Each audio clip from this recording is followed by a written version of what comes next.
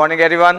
Resonance is defined as in which, next line, first point, inductive and capacitive effect neutralize to each other. Second point, power factor of circuit will be unity. Impedance of circuit will become resistive. Third point, impedance of circuit will become resistive. Input voltage and input current will be in phase component. In phase component. INPHASE. In phase component. In bracket phi equal to 0. तो इन phase component होंगे, दोनों का phase same होगा, तो दोनों के बीच का जो डिफरेंस होगा वो 0 डिग्री होगा. Input voltage and input current will be in phase component in bracket phi equal to 0. तो कितने 3 to 4 पॉइंट लिखिए कि आपके पास एक रेजोनेंस, एक नेटवर्क का वो कंडीशन है, या रेजोनेंस अगर हम डिफाइन कर रहे हैं तो हम बोल रहे उस समय सर्किट का जो इंपेडेंस होगा आपके पास वो रेजिस्टिव होगा, पावर फैक्टर जो होगा वो यूनिटी होगा, इंडक्टिव और कैपेसिटिव इफेक्ट एक दूसरे के जो भी उसका इफेक्ट होगा इंडक्टिव और कैपेसिटिव का वो एक दूसरे के इफेक्ट को न्यूट्रलाइज करेंगे. ये होता है रेजोनेंस का condition. Paragraph change. Resonance describe the energy transformation between inductor and capacitor. Paragraph change. Next line. The frequency at which energy is transferred between inductor and capacitor is referred as resonance frequency और frequency of oscillation. तो कुछ theoretical point लिखा है आपके पास की resonance में क्या होता है. एनर्जी ट्रांसफॉर्मेशन होता है, हमको तो पता चल चुका है आपके पास. जब मैं आपको साइनस ट्रांजिएंट जब पढ़ा रहा था उसमें एलसी नेटवर्क की बात कर रहा था तो मैं बोला भी था कि एक पूरे टाइम पीरियड में 4 बार एनर्जी ट्रांसफर होता है. हर एक 90 डिग्री में इंडक्टर और कैपेसिटर अपना बिहेवियर चेंज करते हैं. ग्राफिकली हम तो दिखाए भी थे कि एक बार सोर्स बनेगा फिर लोड बनेगा, सोर्स बनेगा, ऐसा. तो आपके पास एक टाइम पीरियड में तो 4 बार चेंज हो जाता है. सोर्स लोड ऐसा चेंज हो जाता है, तुमको पता है. अब अगर मैं स्टैंडर्ड सर्किट डायग्राम की बात करूँ तो रेजोनेंस का बेसिक लिखा है. स्टैंडर्ड सर्किट डायग्राम की अगर मैं बात करूँ तो there are 2 standard circuit diagram. First आपके पास series RLC resonance circuit. First one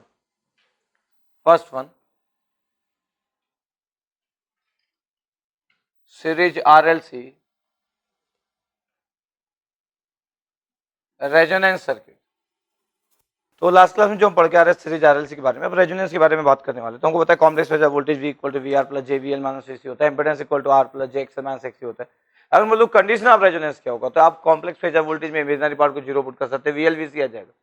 VLVC का मतलब भी XL इक्वल टू XC होता है. IXL इक्वल टू IXC तो XL इक्वल टू XC. तो आप दोनों में से कुछ भी यूज करो, ये यूज करे या ये यूज करे, और करके लिखा इमेजिनरी वैल्यू आप Z इक्वल टू 0. मैक्सिमम लोग यही वाला यूज करते हैं, इंपेडेंस के साथ जाते हैं. जब भी आपको फ्रीक्वेंसी ऑफ ऑसिलेशन से रेजोनेंस फ्रीक्वेंसी चाहिए रहता है तो इसके साथ जाते हैं.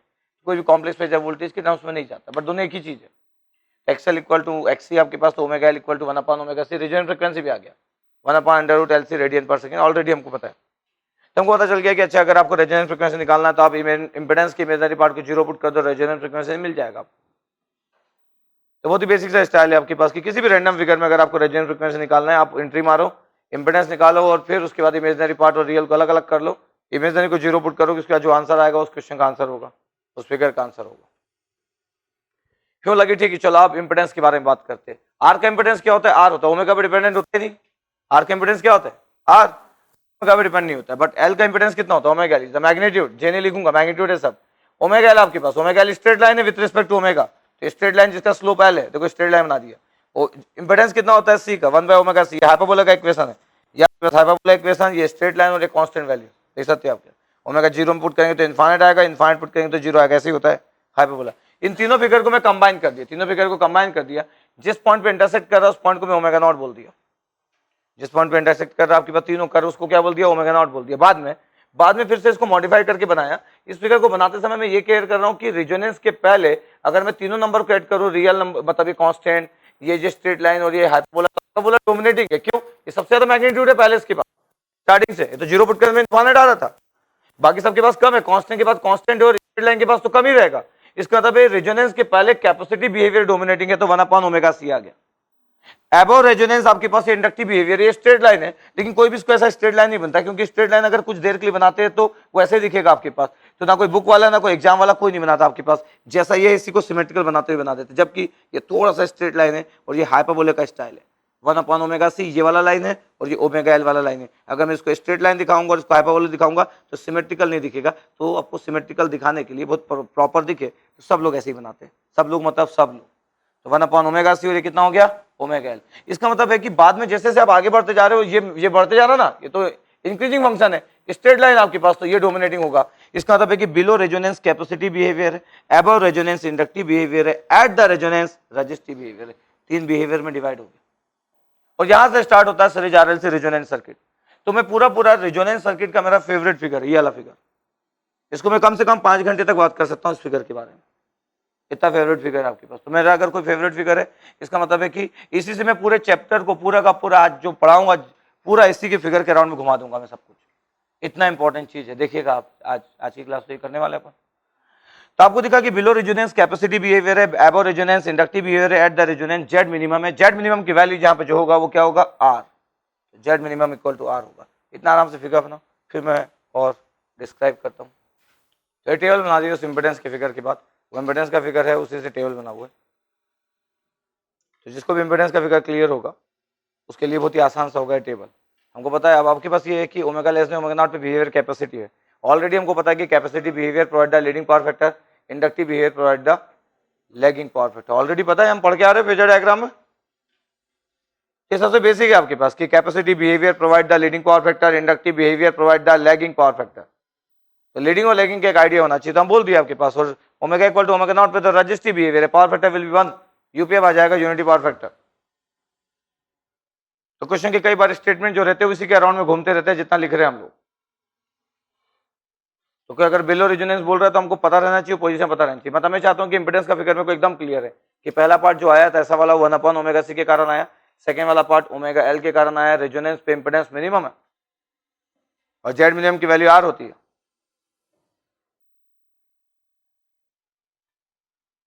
यहाँ पे देख रहे हैं कि आपके पास जो इंपेडेंस है आपके पास वो ये है। अगर मैं बोलूं कि इंपेडेंस का मैग्नीट्यूड कितना होगा, तो इंपेडेंस का मैग्नीट्यूड में कोई प्रॉब्लम नहीं। मैग्नीट्यूड ऑफ इंपेडेंस कितना होगा, R square plus omega L minus 1 omega C का स्क्वायर। ये इंपेडेंस का मैग्नीट्यूड। एंगल ऑफ जेड कितना हो गया, tan inverse omega L minus 1 omega C divide by कितना, आर। ये हो गया angle of Z, magnitude of Z. अब अगर मैं बोल रहा हूँ कि आपके पास जो सोर्स वोल्टेज है उसमें अगर मैं बात करूँ कि जो सोर्स वोल्टेज आपको दिख रहा है, सोर्स वोल्टेज की वैल्यू वी एंगल ऑफ 0 है। अगर मैं बोल रहा हूँ कि आई की वैल्यू क्या होगी, तो आई की वैल्यू होगा वी बाई आपके पास जेड, ये वी बाई जेड होगा। और आई की अगर मैं बात कर रहा हूँ कि वी बाई जेड और जेड इक्वल टू कितना होता है, R plus J omega L minus 1 C, ये हमारे पास है। अब अगर मेरे को इसको मैग्नीट्यूड एंगल के फॉर्म में लिखना है, मेरे को पता है कि वी एंगल ऑफ 0 है। अगर मैं बोल रहा हूँ कि आपके पास अगर इसको परफेक्ट फॉर्म में लिखना है, इसका मैग्नीट्यूड कितना हो गया, under root R square plus omega L minus 1 C का होल स्क्वायर। ये मैग्नीट्यूड ऑफ जेड आ गया। एंगल की अगर बात करूँ तो ये आ गया tan inverse omega L minus 1 C divide by R. चलो डिवाइड कर देते, तो आई का रिजल्ट आ गया V upon under root R square plus omega L minus 1 C का होल स्क्वायर। एंगल ऊपर का 0 था, डिवाइड किया तो माइनस हो गया, तो minus tan inverse omega L minus 1 C divide by R angle. तो मैं करंट की बात कर दिया, वी बाई जेड है। अब हमको दिख रहा है कि जो इंपेडेंस है आपके पास, अगर मैं ध्यान से अगर देखूं आपके पास, तो इंपेडेंस का पूरा फिगर बना हुआ है, इंपेडेंस का एक फिगर भी बना है विद रिस्पेक्ट टू ओमेगा।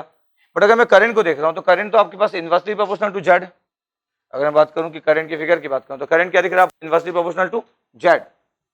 अगर इंपेडेंस बढ़ेगा तो करंट कम होगा, और अगर इंपेडेंस कम होगा तो करंट बढ़ेगा, वी बाई जेड है। वी की वैल्यू आपके पास वी एंगल ऑफ 0 मान लिया। तो जो जेड है आपके पास, तो करंट का जो फिगर होगा वो इनवर्सली प्रोपोर्शनल टू जेड होगा, दिख रहा है आपको यहाँ से वी बाई जेड से।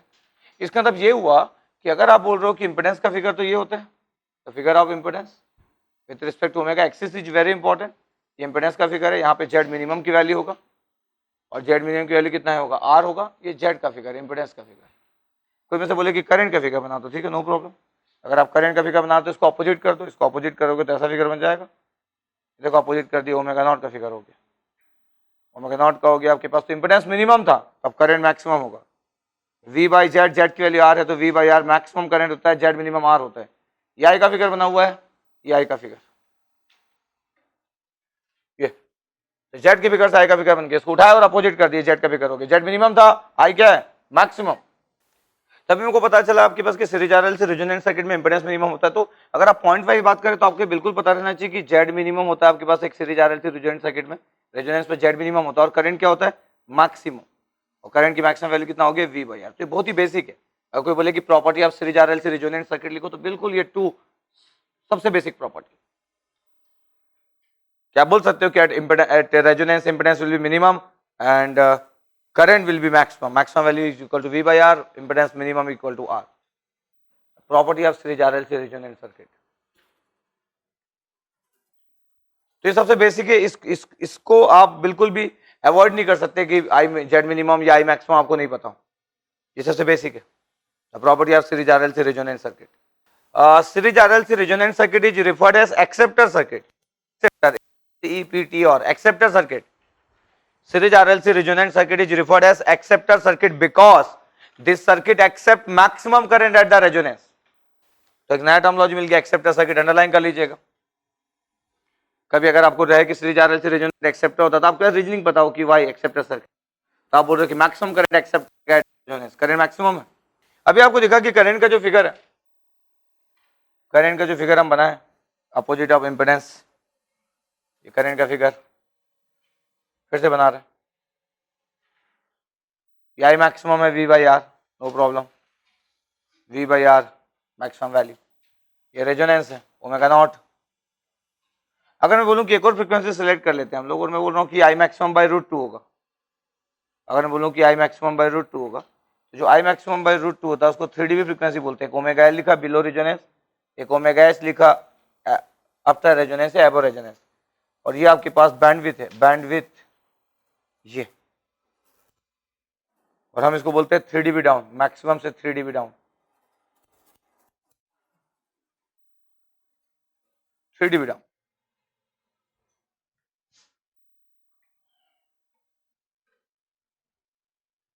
कोई बोले कि इसमें ओमेगा एल की वैल्यू क्या है, तो omega L lower 3 dB frequency होता है.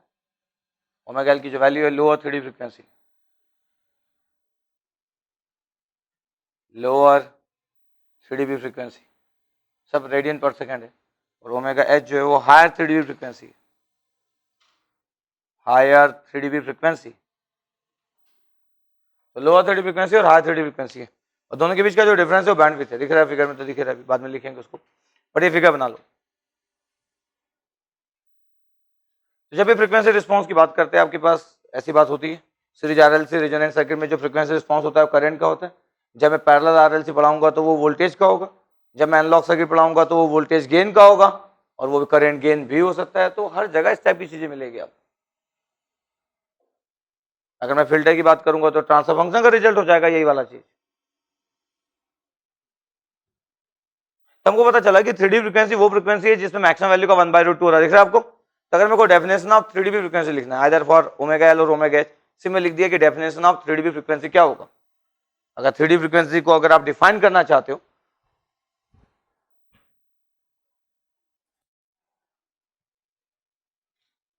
in case of series RLC resonant circuit, in case of series RLC resonant circuit, comma, the frequency at which current response will be, in case of series RLC resonant circuit,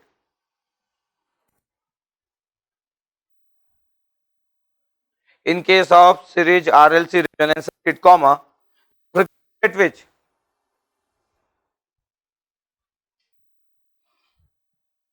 the frequency at which current response will be, the frequency at which current response will be 70.7% or 1/√2 times of its maximum value.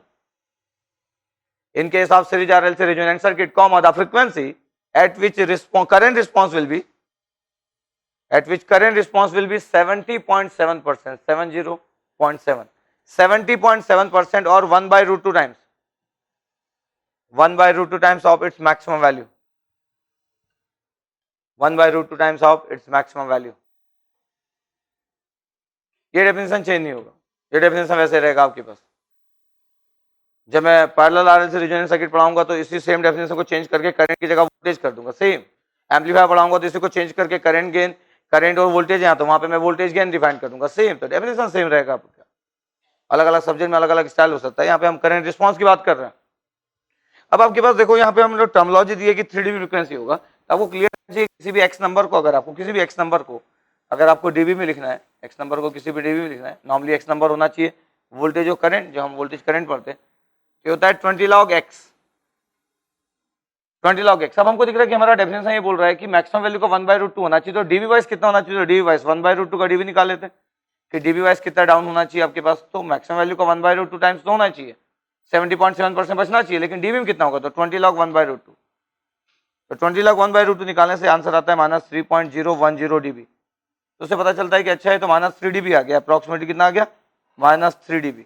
इसी को आप बोल देते कितना -3 dB को 3 dB down. जब down बोल रहे तो माइनस नहीं लिखते और माइनस लिखते तो डाउन नहीं बोलते, तो नॉर्मल नोटेशन -3 dB डाउन, ऐसा कोई टर्म नहीं होता कभी भी।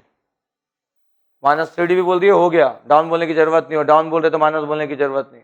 ओके, तो -3 dB दिख रहा है आपके पास वैल्यू, और अगर मैं बोलूँ तो 3 dB डाउन हो रहा है। इसका मतलब है कि जो नंबर 1/√2 टाइम्स होता है वो dB में 3 dB डाउन होता है, इसलिए 3 dB टर्म जो है वो बहुत पॉपुलर है। अगर मैथमेटिकली 20 log 1/√2 अगर 7 होता तो आज 7 dB लोग चिल्लाते रहते। इसका मतलब है कि मैथमेटिकली 20 log 1/√2 3 dB हुआ, इसलिए लोग 3 dB फ्रीक्वेंसी बोलते रहते हैं हर जगह।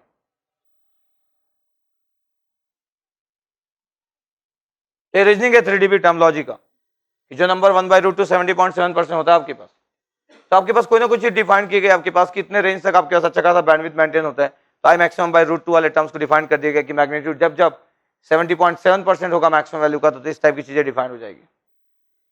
तो टर्मोलॉजी वाइज हुआ 3 dB डाउन। देखो फिगर में लिखा हूं मैं 3 dB डाउन, फिगर में क्या लिखा हूं 3 dB डाउन, ठीक है, ये तो नॉर्मल कंसेप्ट था।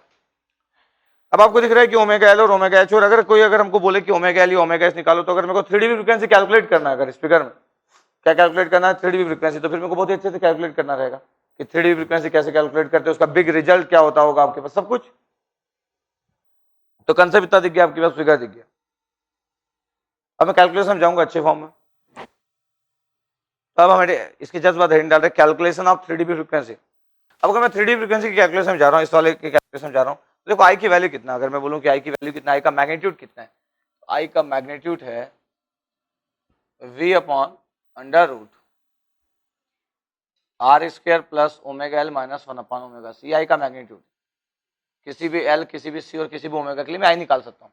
बट कोई में से बोले कि नहीं इस आई को मैक्सिमम बाय √2 लिखो, तो आई मैक्सिमम बाय √2 मतलब ये नॉर्मल बात नहीं किया, ये स्पेशल बात कर दिया कि आई की कौन सी वैल्यू जिसमें मैक्सिमम बाय √2 होगा, तो इसको तो 3 dB फ्रीक्वेंसी बोलते हैं।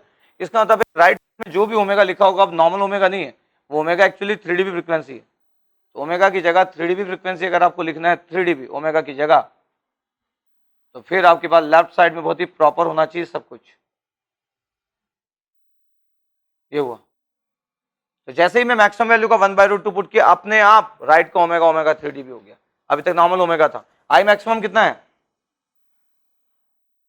आई मैक्सिमम v/r, देखो v/r पुट किया, इधर साइड v है, v कैंसिल आउट हो गया, इस साइड लेके स्क्वायर कर दिया आपके पास, ये हो गया r² plus omega 3 dB L minus 1 upon omega 3 dB सी इसका होल स्क्वायर, और इस साइड जब लेके स्क्वायर किया तो ये आ गया 2r²। इसका मतलब अगर मैं बोलूं कि omega 3 dB L minus omega 3 dB सी, 3 dB सब्सक्रिप्ट में रखना है, एल और सी सामने है, कितना हो गया 2r का स्क्वायर माइनस r², तो r² हो गया।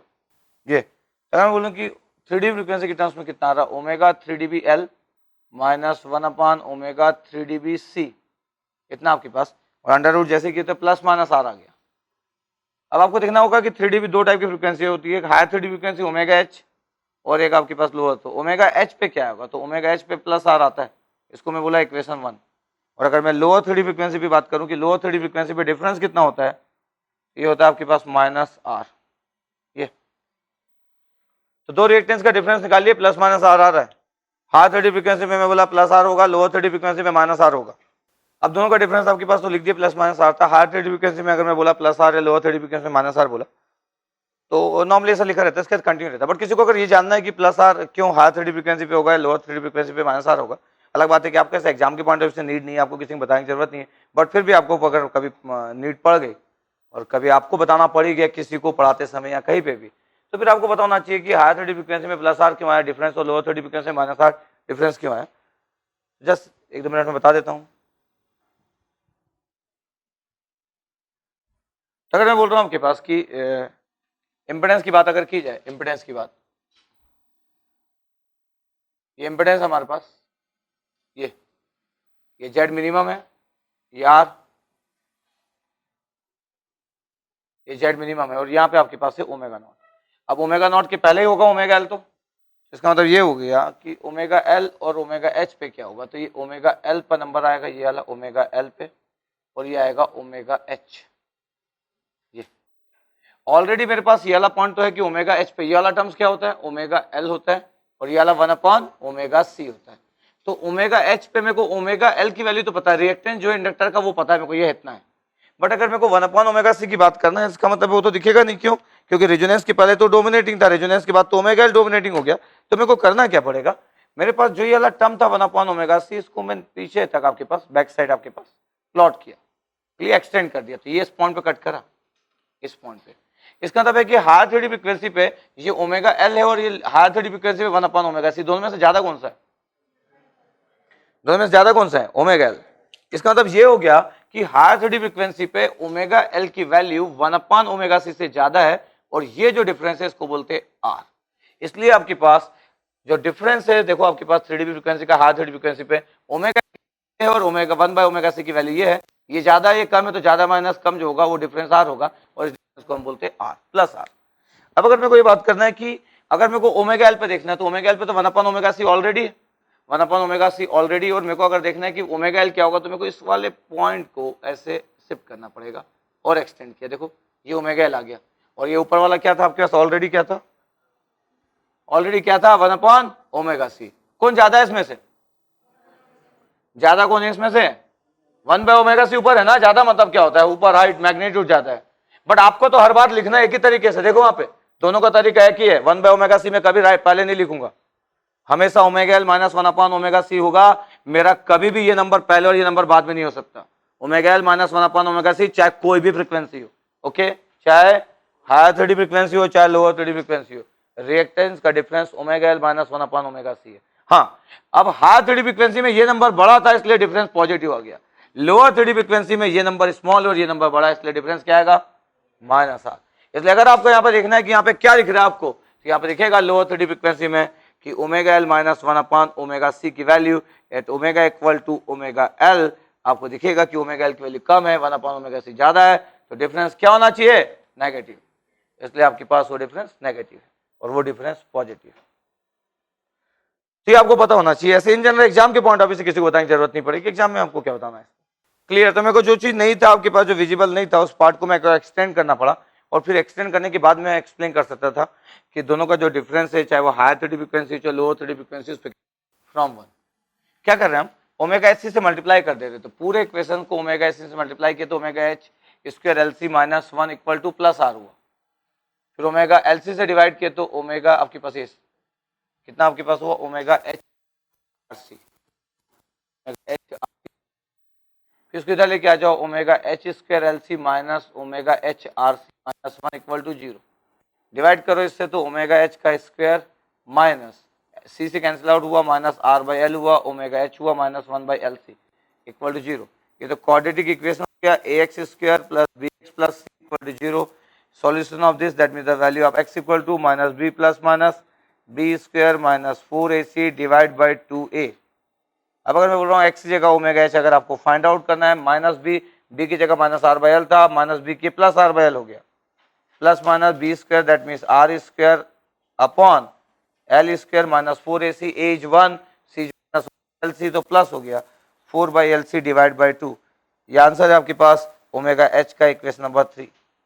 अगर मैं बोलूँ कि चलो फ्रॉम 2 से जाते हैं, आपके पास equation number 2 lower theory frequency solve करना है, एक्जैक्टली सेम में सिर्फ डिफरेंस क्या है, ओमेगा एल का square L is minus omega L R C, इसको इधर लेके आ जाओ, तो omega L square L C plus omega L R C minus 1 equal to 0, L C का डिवाइड कर दो, तो omega L square plus R by L omega L minus 1 by L C equal to 0।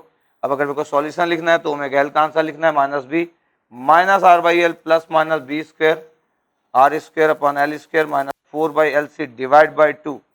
ये हुआ equation number 4। तो lower theory frequency भी निकाल लिया और हायर थ्योरी फ्रीक्वेंसी भी निकाल लिया, किससे, वही इक्वेशन 1 और 2 की हेल्प से, ये लिखा हुआ।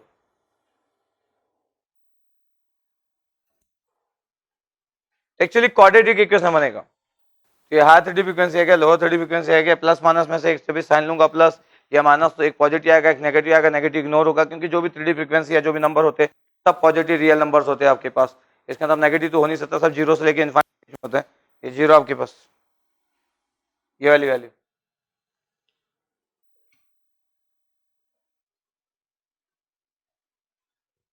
अगर मैं बोलूँ कि आपके पास इसके आगे कंटिन्यू करना, थर्ड और फोर्थ हो गया आपके पास, इसके जस्ट बाद लिखेंगे, अगर आप ये नोट कर लिए ओमेगा एच और ओमेगा एल, तो आपको लिखना है सिस्टम बैंडविड्थ और 3 dB बैंडविड्थ और बैंडविड्थ इज गिवन बाय, ऐसा पूरा स्टेट में लिखना है, सिस्टम बैंडविड्थ और 3 dB बैंडविड्थ और बैंडविड्थ, कुछ भी बोलो आप, एक ही बात होती है सब, सिस्टम बैंडविड्थ और 3 dB बैंडविड्थ और bandwidth is given by, system bandwidth और 3 dB बैंडविड्थ और बैंडविड्थ इज गिवन बाय। अब आपके पास अगर मैं बैंडविड्थ, ये आपके पास बैंडविड्थ होगा, सिस्टम बैंडविड्थ और 3 dB बैंडविड्थ और bandwidth is given by omega H minus omega L. तो हम देख रहे हैं कि दोनों में आपके पास देखो प्लस माइनस वाला टर्म तो सेम है, और ओमेगा एच लिख रहा होते तो r/12, उसके बाद ये वाला टर्म लिखने की जरूरत नहीं, तो कैंसिल आउट हो जाएगा, दोनों सेम टर्म्स है, माइनस r/l हुआ, लेकिन बीच में माइनस पहले से, तो कितना हो गया r/2l, बाकी टर्म कैंसिल आउट हुआ, तो बैंडविड्थ तो r/l आ गया, तो बैंडविड्थ r/l रेडियन पर सेकंड आ गया, ये बैंडविड्थ का आंसर। बट अगर मेरे को लग रहा है आपके पास की रेडियन को हटाना आपके पास, और बैंडविड्थ अगर आपके पास हर्ट्ज में लिखना है, तो r/2πl हो गया, r/2πl हर्ट्ज, ये तो 1/सेकंड जो होता है वो हर्ट्ज होता है, रेडियन को हटाने के लिए 2π आपके पास एक ये 2π रेडियन है, ये रेडियन है, 2π रेडियन के, तो रेडियन रेडियन कैंसिल आउट हुआ, और 1/सेकंड हर्ट्ज होता है, तो आ गया r/2πl हर्ट्ज। इसमें सबसे इंपॉर्टेंट चीज क्या है कि सीरीज आरएलसी रेजोनेंट सर्किट में जब भी बैंडविड्थ की बात करते हैं, बैंडविड्थ फंक्शन ऑफ आर और एल होता है, सबसे इंपॉर्टेंट जो चीज है कि ये सी पे डिपेंड ही नहीं करता। इसका मतलब अगर कल आप बोलोगे सी को डबल करो, क्या होगा, नो चेंज। इसका मतलब एक सीरीज आरएलसी सर्किट का जो बैंडविड्थ होता है वो आर और एल पे डिपेंडेंट होता है, ये उसका बहुत ही इंपॉर्टेंट और बेसिक पॉइंट है। और इस पे इसलिए भी फोकस करेंगे आपके पास, क्योंकि इसलिए फोकस करेंगे क्योंकि उनको बात करना है आपके पास, तो सी को इन्वॉल्व करेंगे, बैंडविड्थ के बारे में बात करेंगे, ये सब करेंगे ही। तो bandwidth function of only R and L independent from the value of C.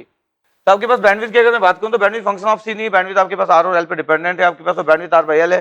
Care करना कि रेडियन पर सेकंड है कि हर्ट्ज है, क्योंकि 2π बहुत ही इंपॉर्टेंट है। तो कोई रेडियन पर सेकंड बोल रहा है तो r/l है, कोई हर्ट्ज बोल रहा है तो r/2πl है।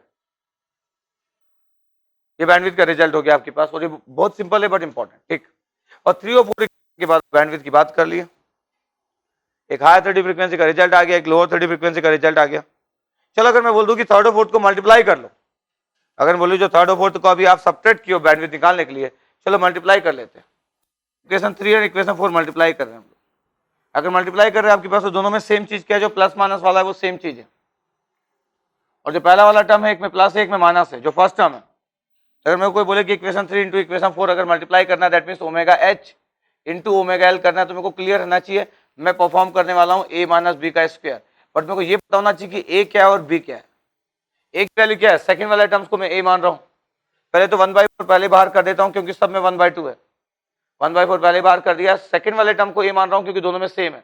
अब इसका स्क्वायर करूंगा तो अंडर रूट चला जाएगा, तो r square upon L square plus 4/LC, actually a square आपके पास हुआ, दिख रहा है आपके पास a square minus B square ना, a प्लस बी और a माइनस बी, तो ये a स्क्वायर ये वाला टर्म्स हुआ, b स्क्वायर करूंगा तो माइनस b स्क्वायर करूंगा तो b पहला वाला टर्म है, r square upon L square, r square upon L square cancel out हो गया,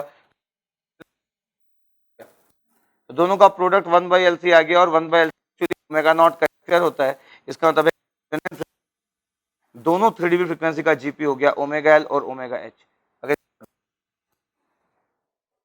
इसका मतलब दोनों 3 dB फ्रीक्वेंसी का अगर आप डिफरेंस करोगे तो बैंडविड्थ निकलेगा, और जीपी निकालोगे मतलब मल्टीप्लाई करके अंडर रूट निकालोगे तो रेजोनेंट फ्रीक्वेंसी मिलेगा। कैलकुलेशन वाइज आपके पास जस्ट दिखाया मैं आपके पास कि किसको ए माना किसको बी माना, जो सेम रहेगा उसको ए मानूंगा ना, जो अलग रहेगा उसको बी मानूंगा, तो ए प्लस बी और ए माइनस बी दिखना चाहिए। तो ए प्लस बी और ए माइनस बी को मल्टीप्लाई करने से ए स्क्वायर माइनस बी स्क्वायर होता है। मैथमेटिकल पूरा प्रॉपर फॉर्म में यूज किया, प्लस माइनस दोनों में है, दोनों में सेम है, तो ए हो गया दोनों में जो सेम है, और पहले वाला टर्म r/l है, सेकंड में माइनस r/l है, तो एक बी हो गया एक माइनस बी हो गया, ए स्क्वायर है पहला टर्म और बाद वाला बी स्क्वायर है, A square minus B square, ठीक है। ओमेगा नॉट का रिजल्ट आ गया omega L under root omega L into omega H, ये एक इंपॉर्टेंट रिजल्ट। तो आपको पता चल गया आपके पास की अगर 3 dB फ्रीक्वेंसी अगर आपके पास गिवन है, ये दोनों फ्रीक्वेंसी गिवन है, फिगर भी दिया रहता है एग्जाम में, अगर दोनों गिवन है, इन दोनों को डिफरेंस करेंगे तो बैंडविड्थ निकलेगा, बट इन दोनों को मल्टीप्लाई करके अंडर रूट निकालूंगा तो ओमेगा नॉट की वैल्यू निकलेगी मिडिल वाली, जो सेंटर फ्रीक्वेंसी दिख रहा है आपके पास ओमेगा नॉट, इन दोनों फ्रीक्वेंसी के जीपी पे डिपेंड करता है, ठीक है। तो हमारे पास इम्पिडेंस के बारे में बात हो गई आपके पास, हम ओमेगा एच निकालिए ओमेगा एल निकालिए, कल कोई 3 dB फ्रीक्वेंसी पूछता है कि ओमेगा एच बताओ, तो ओमेगा एच है जब आप बता रहे हो आपके पास, तो यहाँ पे आपके पास रिजल्ट आएगा। तो अगर कोई ओमेगा एच पूछ रहा है तो इसी क्वेश्चन पे डिपेंडेंट होगा, कोई ओमेगा एल पूछ रहा है तो इसी पे डिपेंडेंट होगा, तो ओमेगा एच और ओमेगा एल का रिजल्ट। बैंडविड्थ पूछता तो बहुत ही आसान है, R by L is very simple, but अगर कोई इंडिविजुअल 3dB फ्रीक्वेंसी पूछ रहा है तो तब जिसको ये पता होगा उसके लिए आसान होगा, अदरवाइज उसके लिए आसान नहीं होगा, क्योंकि ओमेगा एच और ओमेगा एल रिजल्ट बेस है। ये तो आपके पास एक बार पता चल गया तो ये आसान। तो ओमेगा एच और ओमेगा एल का रिजल्ट अगर आप याद रखते तो 2 दिन याद रहेगा, तीसरे दिन याद रहेगा, 5 दिन के बाद वो याद नहीं हो सकता। तो डिपेंड करता है आपके पास। तो अगर मैं अपनी बात करूं आपके पास तो नॉर्मली मेरे को रिजल्ट याद रहता है। मेरे साथ अगर है कि मेरे को लगभग 2 महीने याद रहेगा, लेकिन मैं अगर बोलूं कि 8 महीने तक अगर इस टॉपिक को नहीं देखा हूं तो मेरे को रिजल्ट में इधर उधर हो सकता है आपके पास, लेकिन मेरे को ये पता है आपके पास कि इसको मैं अगले 15 से 20 सेकंड में डिराइव कर लूंगा, ये बात मेरे को पता है। तो मेरे लिए फिर वरी करने की जरूरत ही नहीं। मेरे को पता है 2 का डिफरेंस प्लस आर होता है और 2 का डिफरेंस माइनस आर होता है, और उसको जैसे मैं क्वाड्रेटिक इक्वेशन लिखूंगा तो अगला 15 सेकंड बहुत ज्यादा है, तब तक तो मेरे पास ओमेगा एच भी होगा और ओमेगा एल भी होगा। तो फिर मैं इस पर डिपेंडेंट नहीं हूं कि रिजल्ट मेरे को याद है कि नहीं, सिर्फ इतना ही डिफरेंस है कि रिजल्ट याद है तो मेरे 15 सेकंड बचेंगे और याद नहीं है तो मेरे 15 सेकंड यूज हो गया। तो फिर इतना टेंशन की बात नहीं है। आपको ऐसा देखना होगा, क्योंकि आप ये एज्यूम नहीं कर सकते कि कोई रिजल्ट अगर आपको पता है तो याद रहेगा, और वो भी बहुत समय तक इस टाइप के रिजल्ट। तो आपको ये केयर करना होता है ऐसे वाले रिजल्ट कि अगर आपको ऐसे रिजल्ट अगर याद नहीं रहे और कभी आपको भूल गए तो आपको रेडी रहना है कि क्या आप डिराइव कर सकते हैं, तो आपको पता होना चाहिए कि कैसे डिराइव कर सकते हैं आप।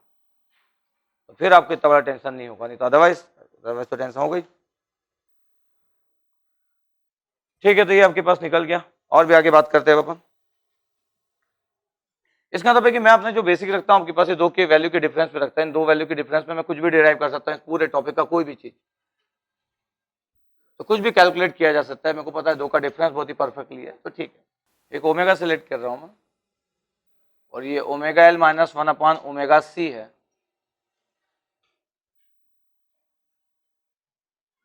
ये जेड का मैग्नीट्यूड है, under root R square plus omega L minus 1 upon omega C का स्क्वायर। एक series RL C resonant circuit हमारा डिस्कशन चालू है। ये जेड का मैग्नीट्यूड है, और एंगल ऑफ जेड की अगर मैं बात कर दूं तो tan inverse omega L minus 1 upon omega C divide by R, ये एंगल। और अगर मैं करंट की बात कर रहा हूं तो करंट होगा आपके पास V बाई जेड।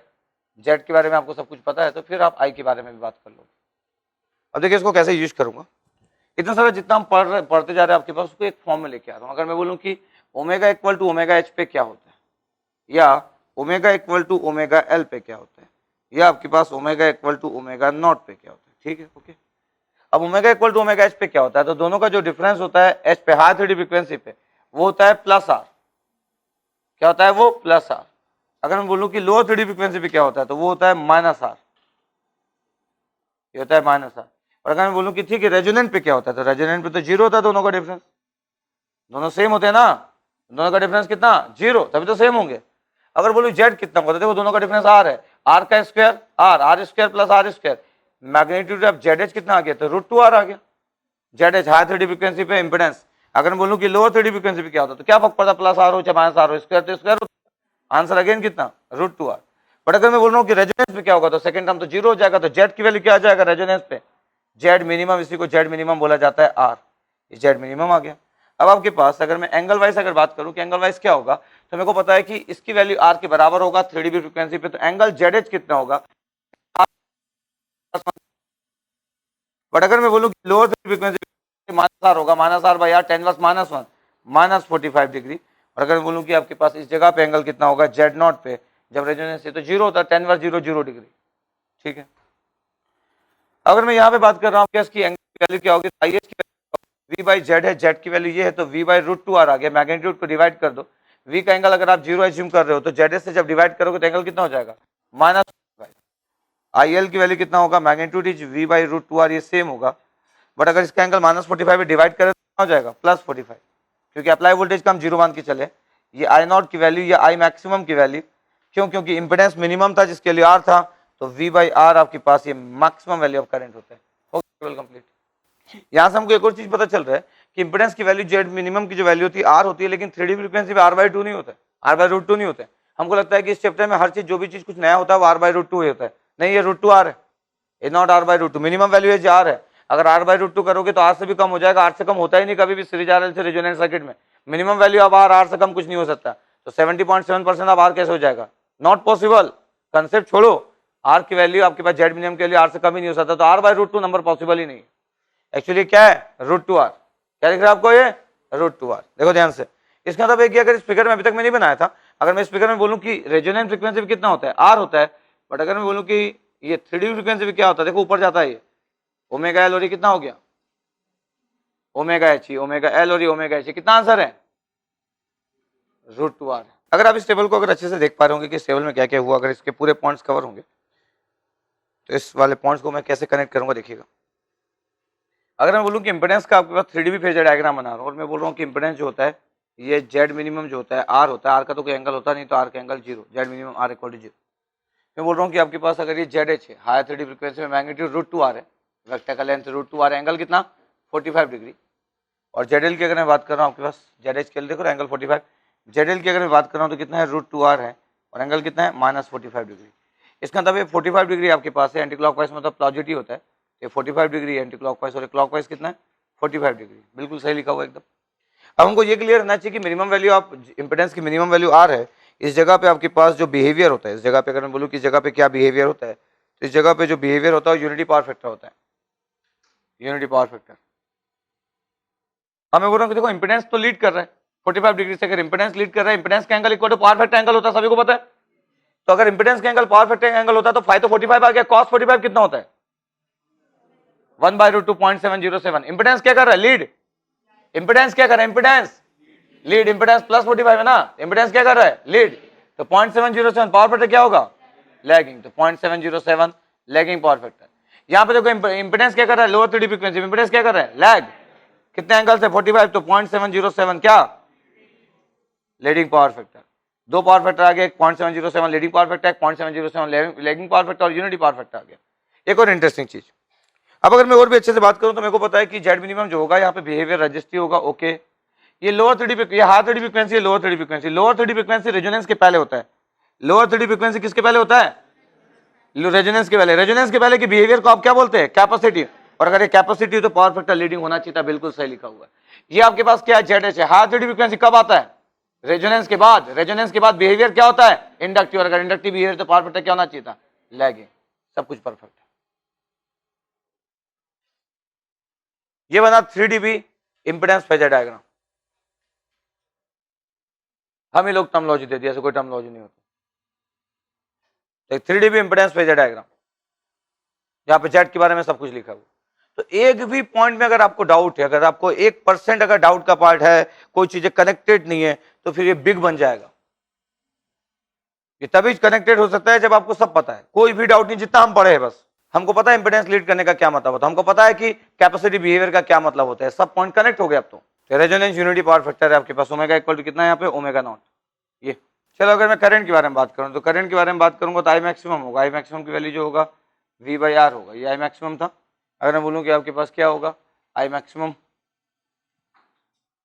और अगर मैं करंट की बात कर रहा हूँ कि करंट आपके पास लीड कब कर रहा है तो IL पे लीड कर रहा था आपके पास, देखो IL की वैल्यू है, देखो IL पे लीड कर रहा है V/√2R, V/√2R एंगल कितना है 45 डिग्री। देखो इंडक्टर करंट आपके पीछे, जो इंडक्टर बोल रहा हूँ ये सिंपल जो करंट है आपके पास इस पूरे सर्किट का, लोअर 3D फ्रीक्वेंसी पे जो करंट है वो लीड कर रहा है आपके पास, और करंट जो लीड कर रहा है 45 डिग्री से, तो करंट लीड कर रहा है तो पावर फैक्टर भी लीडिंग होगा, तो 0.707 लीडिंग पावर फैक्टर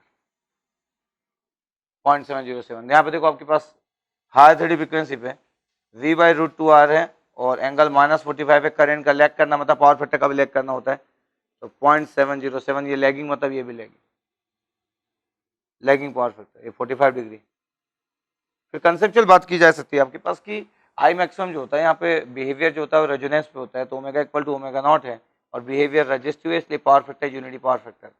बट अगर मैं बात करूँ आपके पास इस जगह पे ये लोअर 3D फ्रीक्वेंसी वाला पार्ट है, और लोअर 3D फ्रीक्वेंसी वाले पार्ट में IL मतलब lower 3D frequency, lower 3D frequency omega less than omega naught पे होता है, और यहाँ पे जो बिहेवियर होता है ये कैपेसिटी होता है, तो पावर फैक्टर लीडिंग होना चाहिए, परफेक्ट लिखा हुआ है।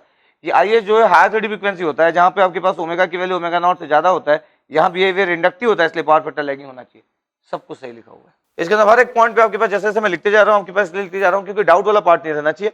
और जब भी मैं लिख रहा हूँ तो मेरे माइंड में क्या है वो इंपेडेंस का फिगर है, मैं बोला वो मेरा फेवरेट फिगर है, मतलब इंपेडेंस का फिगर है, इमेज में रखा हुआ है, ओमेगा नॉट पे रेजोनेंस है आपके पास, जेड मिनिमम होगा, उसके पहले था कैपेसिटी बिहेवियर 1/ओमेगा c के कारण, बाद का बिहेवियर ओमेगा l है, दैट मीन इंडक्टिव बिहेवियर, तो वो इमेज में एकदम रखा हुआ है, तो कोई डाउट ही नहीं, कुछ भी कर सकते हैं अपन जब भी करना है कुछ भी। हमें को पता है बिलो रेजोनेंस जो होता है वो ओमेगा l होता है, तो आप भूल नहीं सकते कि ओमेगा l कहां था, ये नहीं भूल सकते आप कि रेजोनेंस के पहले ओमेगा l है कि ओमेगा l रेजोनेंस के बाद, ये कोई कैसे भूल सकता है। और रेजोनेंस के अगर पहले है तो पहले बिहेवियर कैपेसिटी है, ये भी कैसे भूल सकते हो? तो कोई भी चीज नहीं भूल सकते आप। अगर मैं कनेक्टेड वाली बात कर रहा हूं तो बना दिया आपके पास 3dB करंट फेजर डायग्राम, एक 3dB इंपेडेंस फेजर डायग्राम है, एक 3dB करंट फेजर डायग्राम है, दो डायग्राम बना दिए इसलिए कि कंसेप्ट कर सके। अगर आप ये डायग्राम किसी को समझा सकते हो तो ये डायग्राम कोई किसी को तभी समझा सकता है जब उसको जीरो डाउट है जितना मैं आज तक पढ़ाया हूं, तब ये डायग्राम कोई किसी को एक्सप्लेन कर सकता, नहीं तो खुद ही कंफ्यूज हो जाएगा, लीडिंग लैगिंग कभी भी इधर उधर हो जाएंगे।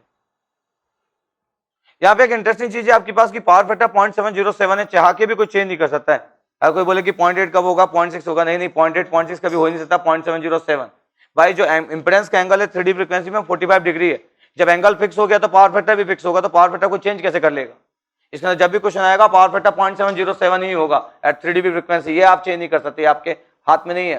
तो 3dB फ्रीक्वेंसी पे आपके पास जो रिजल्ट है फिक्स है, वो आप चाहेंगे कि चेंज जाए तो वो नहीं हो सकता चेंज। रिएक्टेंस का डिफरेंस अगर यार है तो ये आप कैसे चेंज कर लोगे? जब ये चेंज नहीं होगा तो कुछ भी चेंज नहीं होगा इस टेबल में जो लिखा हुआ है। कि यहाँ पे अगर हम बात कर रहे हैं कि I maximum V by R है, अगर इसको मैं आई नॉट मान लूँ, इसी को अगर मैं पीक वैल्यू मान लूँ, यही आई नॉट वैल्यू, इसी को पीक वैल्यू मान लूँ, और ये वी बाई आर है, और मैं बोलूँ कि बताओ मैक्सिमम पावर या इस जगह पे पी नॉट या मैक्सिमम पावर कितना होगा, और अगर ये पीक वैल्यू है आपके पास तो फिर ये हो गया I not square R by two, कितना हो गया I not square R by two, और अगर इसको मैं आर एम एस वैल्यू मान लूँ तो फिर ये आई नॉट स्क्वायर आर होगा। तो अगर इसी को मैं पीक वैल्यू मान लिया तो आई नॉट की वैल्यू वी बाई आर है, तो यहाँ पे आई एल क्या हो गया, यहाँ पे जो आई एल हो गया वो आई नॉट बाई रूट टू हो गया। तो पावर कितना होगा लोअर 3D फ्रीक्वेंसी पे, मैं बोलूंगा कि I L square R by two, क्योंकि सब पीक वैल्यू है, कितना हो गया अगर मैं स्क्वायर कर दिया तो I not square R divide by two था, तो ये आई एल बाई भी आपके पास डिवाइड बाई टू था, तो कितना हो गया 4 हो गया। हायर 3D फ्रीक्वेंसी पे कितना होगा, तो हायर 3D फ्रीक्वेंसी पे अगर मैं बात करूं कि आई एच की वैल्यू कितना होगा तो I not by root to होगा। तो फिर आपके पास हायर 3D फ्रीक्वेंसी में पावर कितना होगा पी एच की वैल्यू, जब ये परफॉर्म करोगे आई एच का square R by two perform करोगे, और आई एच में already divide by root two है, स्क्वायर करोगे तो I not square R by 4 हो जाएगा। अभी 4 इसलिए आ रहा है क्योंकि पीक वैल्यू के टर्म्स में maximum power eight the resonance, अगर यहाँ डिवाइड बाई 2 नहीं आता, मतलब मैं आरएमएस एज्यूम कर लेता तो फिर डिवाइड बाई 2 हो जाते, यहाँ पे डिवाइड बाई 2 यहाँ पे डिवाइड बाई 2 है, तो यहाँ डिवाइड बाई क्या है 4 है। अब अगर आपको और भी बेसिक फॉर्म में अगर देखना है किसी फिगर को, इसी वाली चीज को, तो आपको दिख रहा है कि जो भी पावर है रेजोनेंस पे, अगर जो भी पावर है 3dB फ्रीक्वेंसी पे पावर उसका जो होगा वो हाफ होगा। इसका मतलब ये हुआ, यही भी बना देता हूं मैं, जैसे आपके पास एक करंट का फिगर है, ये करंट की फिगर में आप बोल रहे हो कि ये करंट मैक्सिमम होता है आई मैक्सिमम, जिस जगह पे करंट मैक्सिमम होगा उसका तो पावर भी मैक्सिमम होगा, ठीक है। चलो यहाँ पे करंट आपके पास जो है वो I maximum by root two है, I maximum by root two है, ये वो टर्म्स है जहाँ पे लोअर 3D फ्रीक्वेंसी और हायर 3D फ्रीक्वेंसी होता है, ये होता है आपके पास बेसिक फिगर। अब आप बोल रहे हो कि ओमेगा नॉट पे मैक्सिमम करंट है तो पावर मैक्सिमम है, ओमेगा एल और ओमेगा 3dB फ्रीक्वेंसी पे पावर मैक्सिमम वैल्यू का रूट टू है, maximum value by root two है, तो पावर निकालने के लिए तो इसका स्क्वायर करोगे, इसका स्क्वायर करोगे, मतलब अगर पावर यहाँ पे पी नॉट है, इसका स्क्वायर करो तो कितना हो जाएगा पी नॉट बाई टू हो जाएगा। इसका मतलब 3dB फ्रीक्वेंसी पे पावर हमेशा मैक्सिमम पावर का हाफ हो जाता है। वो मैं एक्स्ट्रा बताया आपके पास, किसी को वैसा नहीं देखना तो ऐसा देख सकता है, एक ही बात है सब कुछ। यहाँ पे जो भी पावर होगा, चाहे वो आरएमएस के फॉर्म में हो चाहे पीक वैल्यू के फॉर्म में, जो भी होगा यहाँ पे पावर हाफ होगा।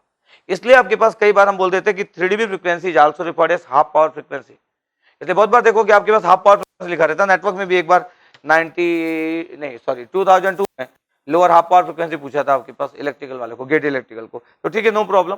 यहाँ पे मेरा जो ऑब्जेक्टिव था यहाँ पे जो बताने वाला पार्ट ये था कि 3dB frequency half power frequency, वो फ्रीक्वेंसी हाफ हो जाता है, ये फ्रीक्वेंसी जिसका करंट मैक्सिमम हो जाता है। तो 3dB frequency is also referred as half power frequency, half power frequency. ये एक्स्ट्रा बताया, पीक वैल्यू के टर्म्स में बताया था, पीक वैल्यू के टर्म्स में power I not square R by two होता है, divide by two in terms of peak value. तो अगर ये डिवाइड बाई टू है तो डिवाइड बाई 4 होगा, ये डिवाइड बाई 4 होगा, यहाँ जितना होगा उसका हाफ होगा। यहाँ आरएमएस लिखता तो यहाँ 2 नहीं आता, तो फिर वहां 2 आ जाता। फिर बोला कि चलो एक और चीज बता देता है इसी के लिए, ये फिगर बनाएंगे आप। मैक्सिमम वैल्यू यहाँ पावर पी नॉट है, यहाँ पे मैक्सिमम बाई रूट टू है, पावर मतलब करंट का स्क्वायर, तो जब 1 बाई रूट टू का स्क्वायर करेंगे तो हाफ हो जाएगा। क्लियर, पावर मतलब करंट का स्क्वायर, तो जो नंबर 1 बाई रूट टू होता है स्क्वायर करने से क्या हो जाएगा हाफ। हमारे पास एक स्टेटमेंट हुआ क्या, 3dB frequency is also referred as half power frequency. तो कल कोई अगर हमसे पूछता है कि हाफ पावर वैल्यू निकालो आपके पास, तो हमको प्रॉब्लम नहीं होना चाहिए हाफ पावर फ्रीक्वेंसी में, हमको ऑलरेडी पता है कि 3dB फ्रीक्वेंसी को ही हाफ पावर फ्रीक्वेंसी बोला जाता है। ये हम किसी को प्रूफ भी कर सकते हैं इस वाले फिगर को दिखा के कि पावर देखो भाई पहले जो था वो पी नॉट था, देखो अभी पावर हाफ हो गया। क्योंकि पावर मतलब करंट का स्क्वायर, और जो नंबर 1/√2 होगा उसका स्क्वायर तो 1/2 ही होगा। आ गया पावर 1/2। तो हमको ये वाले पार्ट में डाउट नहीं आ सकता आपके पास कि 3D frequency is also referred as half power frequency. इतना हमारे पास क्लियर हुआ। ठीक है, तो हम अपने स्टेटमेंट को जस्टिफाई करने के लिए इतनी सारी बात कर ली। डायरेक्ट लिख सकते थे हाफ पावर फ्रीक्वेंसी। वो इंपेडेंस का 3D जो 3D impedance phasor diagram is good, और वो उसी के लिए आपके पास जिसको सही में पूरी चीज क्लियर है जीरो डाउट के साथ। फिर उसको बिल्कुल डाउट नहीं आएगा मैं एल कहां रखूं, सी कहां रखूं। उसको डाउट नहीं आएगा कि मैं लीडिंग पावर फैक्टर कहां लिखूं कि लैगिंग पावर फैक्टर कहां लिखूं। इसका मतलब अगर वो पूरी चीज को कनेक्ट कर पा रहा तो फिर बहुत ही सिंपल है, और याद करने की कोशिश की जा रही है तो फिर तो बहुत ज्यादा टफ। इतना आपके पास बेसिक आपके पास इंट्रोडक्शन हुआ। ठीक है, तो इसमें किसी को डाउट, सब चीज क्लियर एकदम। ठीक है, तो अब न्यू टर्म को इंट्रोड्यूस करते हैं हम लोग, और हम लिख रहे हैं quality factor.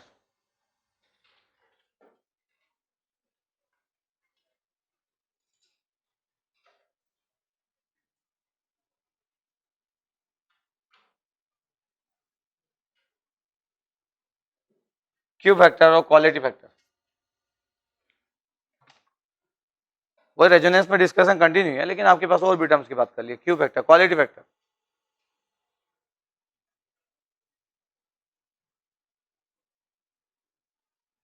Quality factor describe the energy storage capability of inductor and capacitor in the network. Quality factor describe the energy storage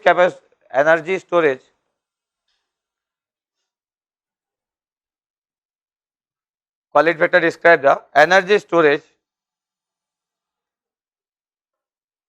storage capacity of inductor and capacitor in the given network. Energy storage capacity of inductor and capacitor in the given network. Next line, high value of Q factor represent high energy storage capability. High value of Q factor represent high energy storage capability of network. High value of Q factor represent high energy storage capability of network.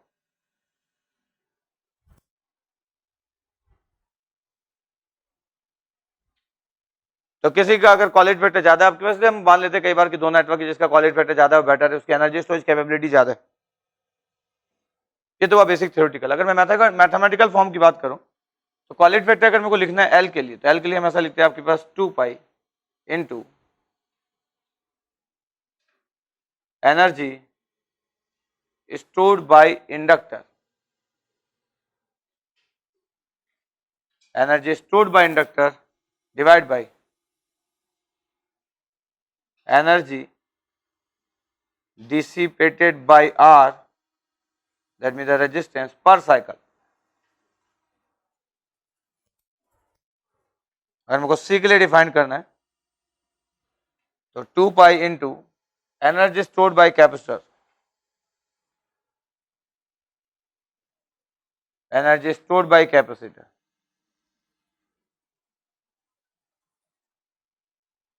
Divide by energy dissipated by are,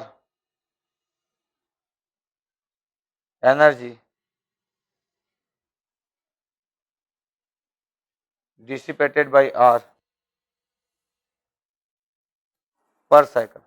मैं बोला कि half आपके पास एक energy, जब power find out किया तो power होता है आपके पास I square, I L peak value है, I L square R by 2, तो आई एल की वैल्यू ये है, इसका स्क्वायर किया और I L square R by 2, तो इसका स्क्वायर किया तो डिवाइड बाई 2 आ गया।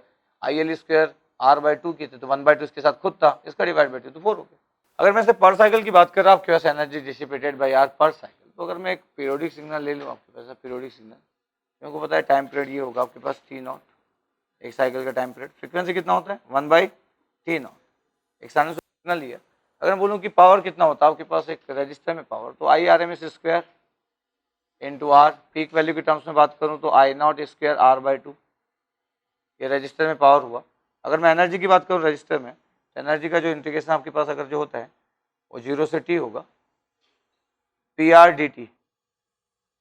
लेकिन अगर मेरे को पर साइकिल में अगर फाइंड आउट करना तो फिर एक ही साइकिल में मेरे को इंटीग्रेट करना है 0 से T0 में, I not square R by 2 D T. इसका मतलब है कि आपका एनर्जी आ गया, energy dissipated by resistor per cycle, तो I not square R by 2 और डी टी का टी आ गया तो टी नॉट आ गया। Equation number 1। अगर मेरे को इंडक्टर के कारण अगर आपके पास energy quality factor find out करना है तो 2 pi half L I not square, where I not is the peak value, और अगर energy dissipated by R per cycle निकालना है तो ये आ गया I not square R by 2 into T not. तो फिर क्वालिटी फैक्टर डी टू आपके पास अगर एल फाइंड आउट करना है तो आई नॉट स्क्वायर भी कैंसिल आउट हो गया, 2 पाई बाई टी नॉट तो ओमेगा नॉट आ गया, और फिर आ गया एल बाई आर, तो आंसर आ गया omega not L by R. ये जैसे आपके पास बता दिया आपके पास कि कैसे निकालते हैं, उसके बाद तो आपको ऐसी जरूरत नहीं है, लोगों को डायरेक्ट यूज करना होता है, ठीक है, बट आपकी कॉपी में रहना चाहिए, पलटते पलटते भी रहना चाहिए। तो मैं बोला कि आपके पास ये रिजल्ट लिखा रहता है, मैथमेटिकल फॉर्म जो होता है क्वालिटी फैक्टर का लिखा रहता है। तो energy dissipated by R per cycle निकाला तो पहले पावर लिखा इन टर्म्स ऑफ पीक वैल्यू, फिर आपके पास जैसे निकाला तो एनर्जी निकल के पर साइकिल टी नॉट तक इंटीग्रेट किया, टी नॉट आ गया। फिर जो हाफ एल आई नॉट का स्क्वायर होता है उसमें आई नॉट जो है वो पीक वैल्यू है, तो आपके पास पीक वैल्यू वो भी पीक वैल्यू के टर्म्स में दोनों जब लिख दिया तो आई नॉट का स्क्वायर कैंसिल आउट हो गया, 1/2 भी 1 कैंसिल आउट हो गया, 2 pi by T not omega not होता है और एल बाई आर तो omega not L by R आ गया। तो क्वालिटी वेक्टर के बारे में अगर मैं बात कर रहा हूँ कि क्वालिटी वेक्टर का रिजल्ट कितना है तो ये omega not L by R है। अब ये फिर से कंटिन्यू करता हूँ कि क्वालिटी वेक्टर आपके पास एल का रिजल्ट कितना है, तो आपके पास हो गया omega not L by R, इसी को मैं एक्सएल बाई आर भी बोल सकता हूँ, बिल्कुल सही।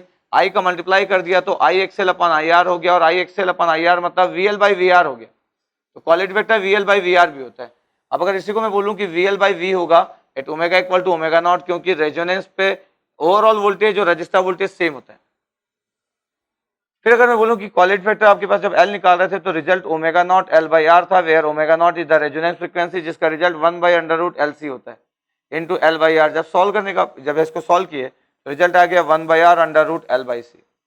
इतने जितना लिखा है बोर्ड में इसमें से एक रिजल्ट मिस नहीं हो सकता आपके पास जब भी क्वालिटी फैक्टर की बात हो रही है, क्योंकि क्वेश्चन वाला जो क्वेश्चन फ्रेम करेगा वो डिसाइड करेगा कि क्या यूज होगा। एक क्वालिटी फैक्टर आपके पास हो गया एल के कारण। अगर आप बोल रहे कि 1/√L/C क्वेश्चन तब बनेगा जब वो इसी को यूज करना चाहते हैं, बाकी समय नहीं बनेगा, चाहे आपको 1/√L/C याद है तो भी। इसका मतलब क्वालिटी वेक्टर को कैसे यूज करना वो सामने वाला डिसाइड करेगा, आप नहीं, उसका क्वेश्चन डिसाइड करेगा कि क्या यूज होगा। तो आप एक भी चीज मिस नहीं कर सकते जितना लिखा हुआ है क्वालिटी वेक्टर के बारे में।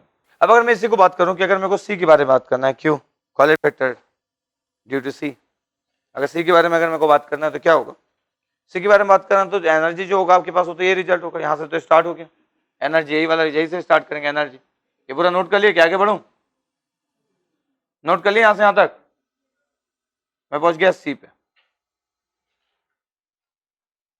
तो सी के कारण अगर लिख रहा हूं आपके पास तो एनर्जी तो सेम हो गया, यहां पे आपके पास आ गया सी वी नॉट का स्क्वायर, इस बार सी 1/2 कैंसिल आउट हुआ और कुछ कैंसिल आउट नहीं हुआ, 2 pi by T not omega not था, सी वी नॉट का स्क्वायर आ गया यहाँ पे सी वी नॉट का स्क्वायर, और यहाँ पे कितना आ गया आपके पास आई नॉट स्क्वायर आर आ गया, ये फिर ओमेगा नॉट आ गया, ये सी वी नॉट का स्क्वायर आ गया तो ओमेगा नॉट सी आ गया, इंटू वी नॉट क्या होगा